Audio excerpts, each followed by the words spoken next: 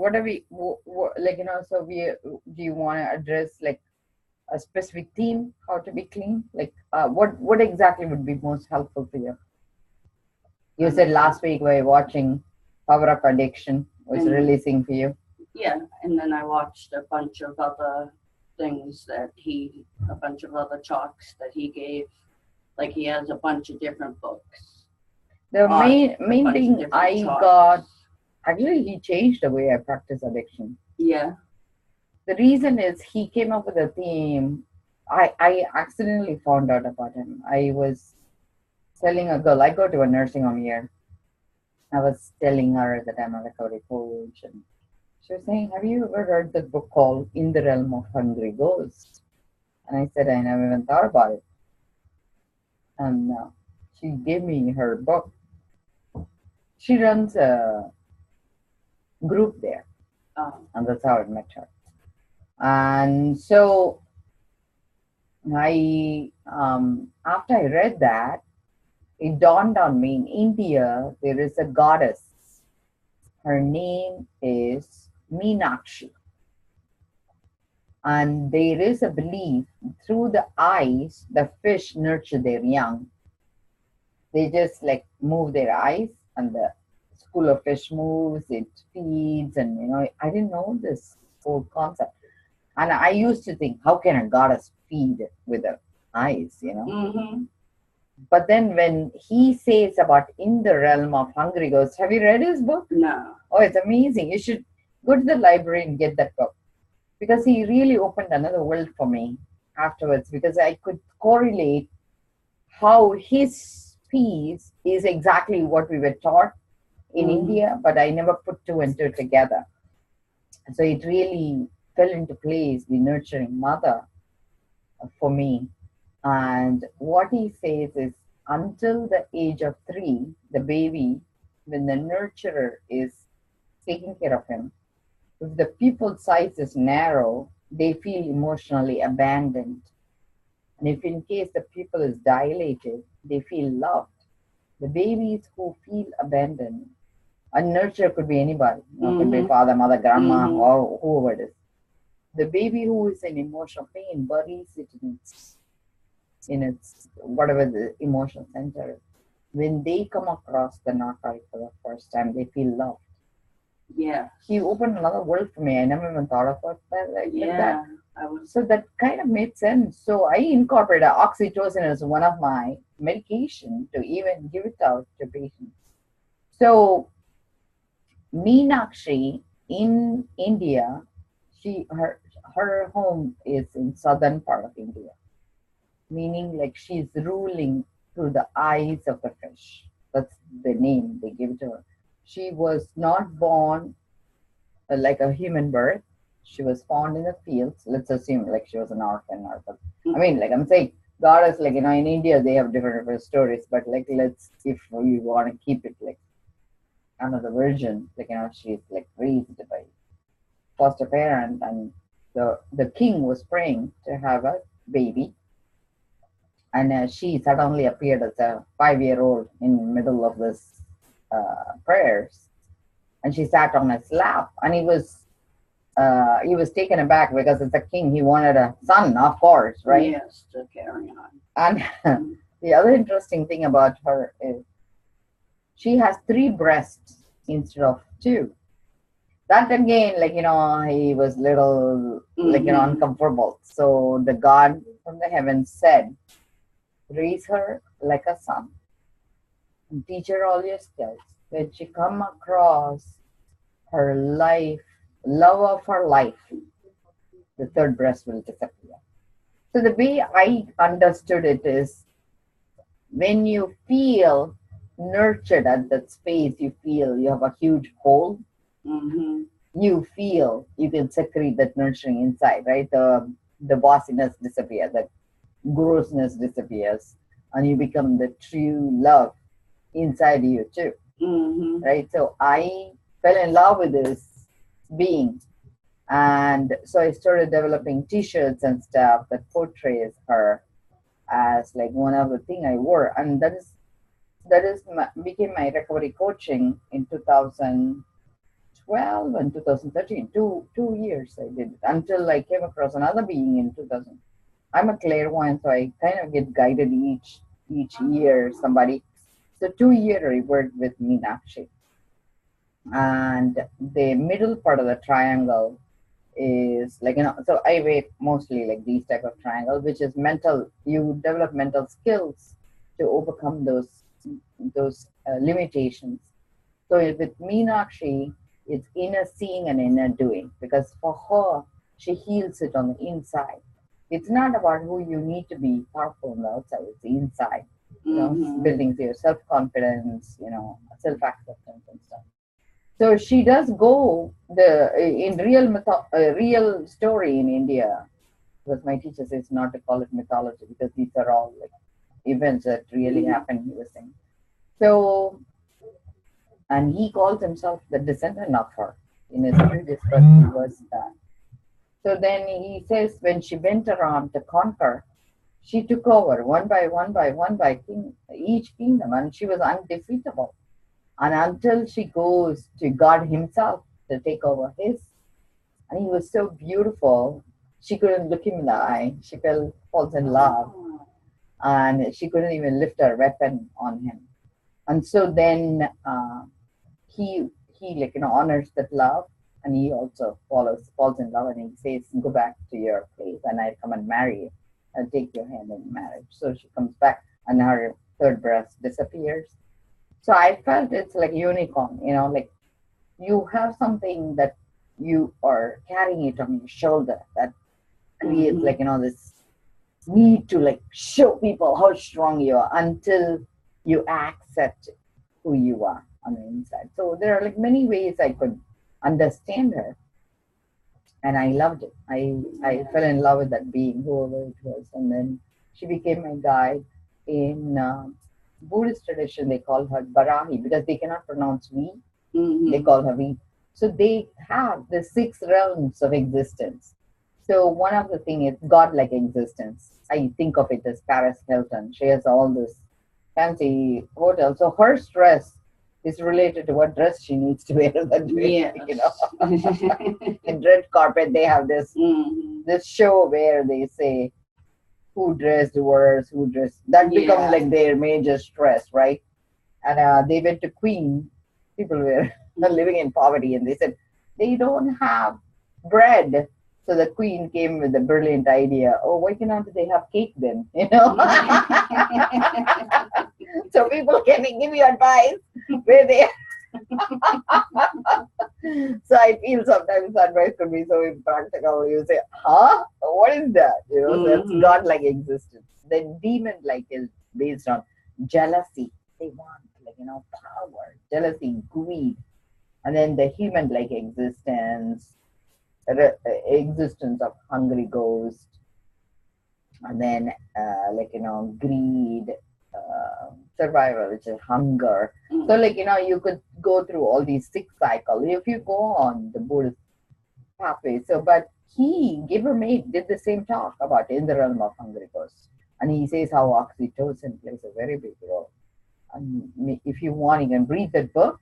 And he did his whole I think it was like an hour talk. He does that. I really loved it because he follows people who are hungry all the time. Because he says drug addiction is having a big belly and pointy mouth, whatever you see. So it's not exactly hunger, more like neediness. It's not about food. It's like, what is it that you are trying to fill yourself so like the other one, how he said power of addiction, that is from a place where you are well off, you are like in a place where you're taking care of yourself, but you're hoarding, right? But if you're poor, you're hungry. So this is like another way of saying the same thing, but it comes from a different angle, which I really love. So if you're interested, you can follow that topic. So in the realm of the realm of hungry ghosts, you can watch it as a YouTube video, TED Talk, and he has his own website. He follows many patients, goes to the he works in the slums and stuff. Yeah, he'll go visit them. They will be willing to die for getting the next high. Even though they are getting, like, sometimes people will be given, homeless people, a place to stay, they will rent it out and go. Like, so Yes. they are so sick in their mind. There is a famous actress in New York, I forgot her name. Her parents are homeless, and she, like, tried very hard to bring them home. They Didn't want. Because some people are in that space of pain. It's like sometimes people don't understand addiction. I feel like, th- this is like a very gross movie. I don't know. This is like this girl, Sharon Stone. She acted in this movie. I feel, I see that the problem is people don't understand mental pain. I don't think anybody gets it, because I get it because I know how to be mental. See, I grew up in India. I was materially poor, but very, very happy. When I came to America, the first time I understood what is emotional poverty, because my husband comes from a very rich family. I mean, I'm saying, like, richer than me, Yes. because for me, like, even $1 is a big deal. Mm-hmm. So when I first met him, I didn't understand emotional poverty. However hard I tried, I have to do one more thing to please him. One more thing, one more thing, one more thing. And it got to a point where he was a perfectionist. He chiseled me really nice, but it is looking like I had to jump through one more hoop to tell him who I am.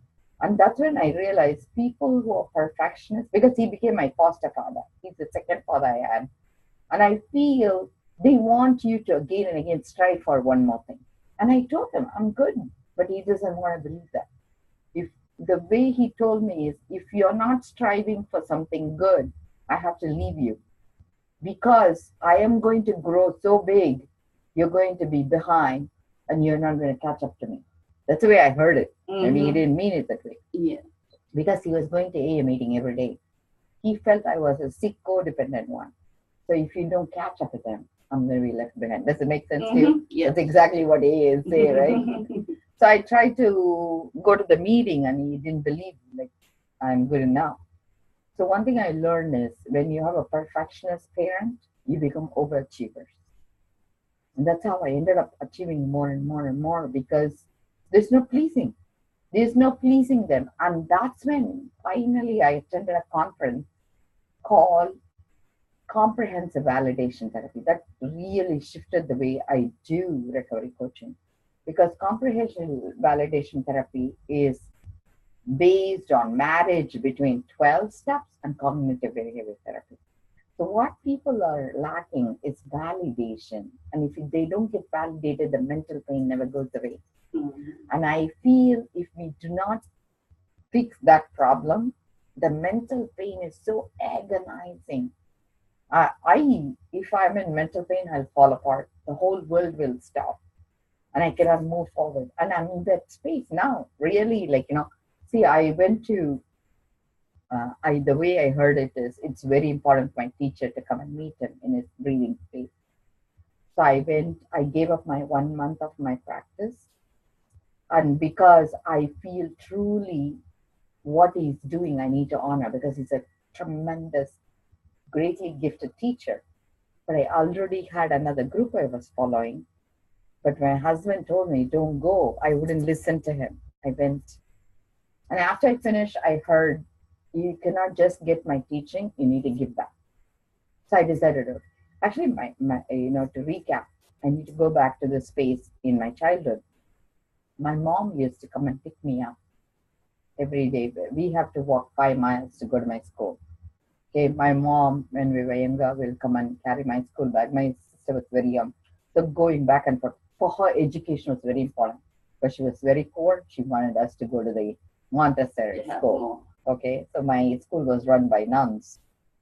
So she did nothing except buy herself a bra and an underpants. That's all. My dad used to have underpants. That's all we bought. Everything else was hand-me-downs from my aunts, uncle, and stuff. That's the way we lived. And she was always happy. Through her, I learned how to be happy. So we were coming down one day, and there was this guy who was doing the snake charm. Mm-hmm. So I was curious, so I stayed back. And that guy says, anybody who moves out of this circle will vomit blood and die. And me, as a kid, believed him. I thought, oh, I cannot move. My mom kept moving. She didn't know I was not following. So I was late by an hour because by the time the thing finishes, he says, okay, now you're released. But till then, I believed. When I went home, my mom, the first thing she did was breathe the crap out of me. And then took an iron rod and marked me for life. That helped me because they probably were freaking out. I didn't know. I couldn't believe my mom would torture me with this. But then afterwards, she asked me what happened. And I was telling her, Mom, this snake guy told me I cannot move. But I have still the brain inside me, okay? So I believe when somebody you come across very sacred, who is bigger than you, I give them 100%. Mm-hmm. And that is a piece that gives me incredible pain, but it is also incredible joy because I see the beauty in me.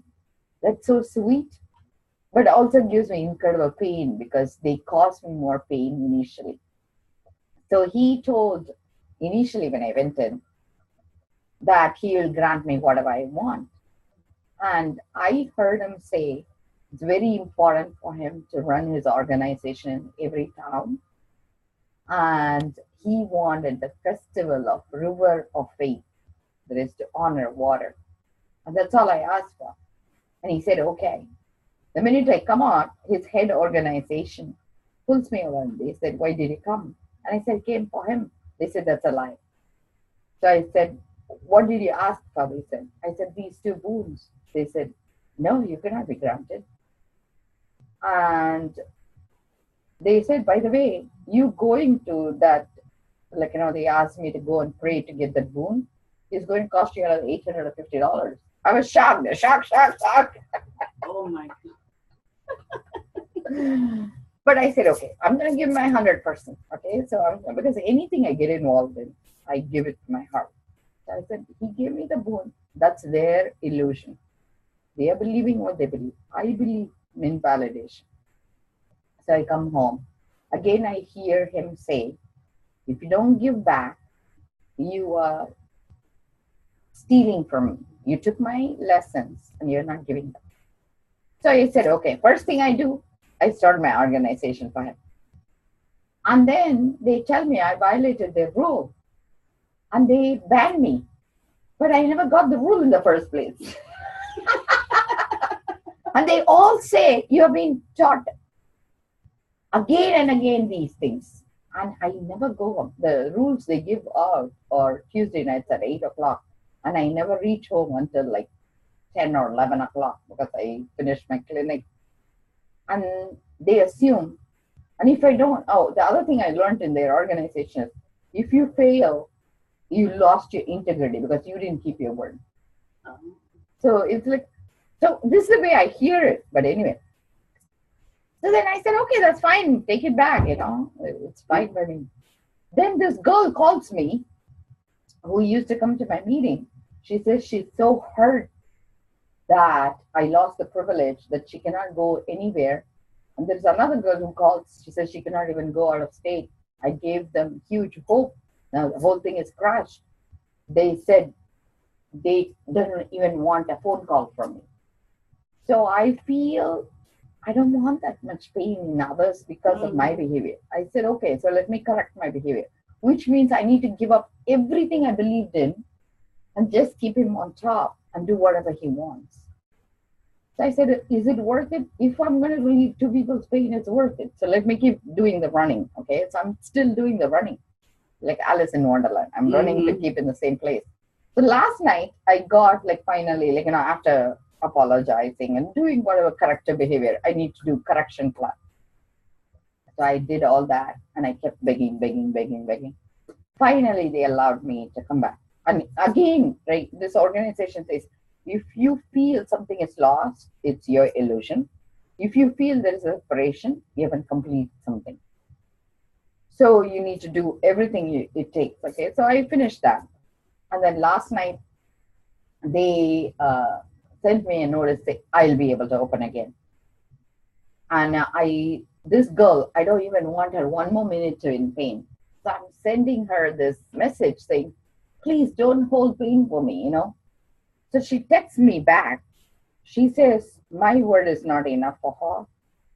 And she needs to wait till see, I am very happy to hear your news, but I'll wait to officially announce your center. We will celebrate. Meanwhile, please don't discuss your issues about your center. I'm saying, oh my God. And that what causes me mental agony, you know, because nobody is there saying, "Huh?" Actually, I'm going to cry a little bit only because That's okay. not even a single person validates. Oh my God, you gave up 1 month of your life. And I paid $13,000 to go there. You're doing everything. And the universe is listening till now. Not even a single soul says this to me. And this Meenakshi, who is supposed to be the nurturer, I haven't finished my running from 2014. And it doesn't matter whether you're a doctor, you're doing everything right, you're helping everybody. People put you in that space because people don't understand how much energy it takes. From India, I left to fight poverty. And here, thanks for crying with me. Because that's what it is. You know, sometimes why I'm doing all this is because even if one soul breathed easier because I lived, that's enough payment for me. Well, you help me out every day. And I Every think week I come the to mental pain is agonizing. It is. And I'm not still released. And maybe it's going to be worth it. I have no idea. But one thing it teaches me is please never ever be in the snake hole again. Because that's what I'm doing. My mom beat the crap out of me and burnt me. And I haven't learned my lesson. I still go into the snake. That's amazing. Yeah. And it follows me all this way. The snake guy. But it's not about others. It's like, you know, at what point you say you had enough. No, that's my call.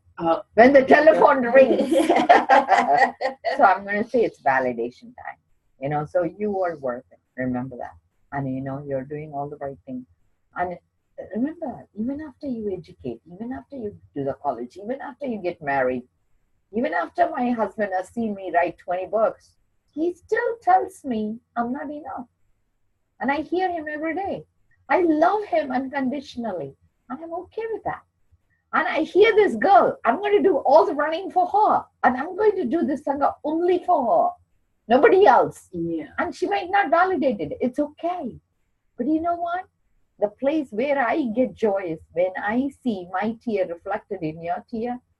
I know I'm heard. That's all I need. One more mother to believe in me.